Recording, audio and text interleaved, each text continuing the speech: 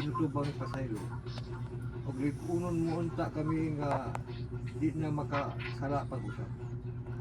Lord, ikaw man ang tumuran sa dakong gugma. Papasalamaton kami sa kanang grasya nga among nadawat.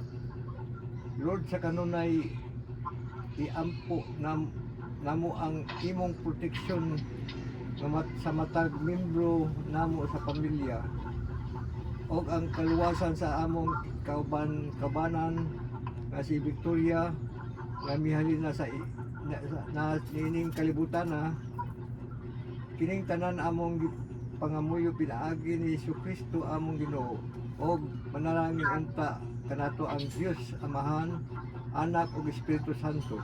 Amen. The first sorrowful mystery is the agony of Jesus in the garden. Hail Mary, our Father who art in heaven, holy be your name, your kingdom come.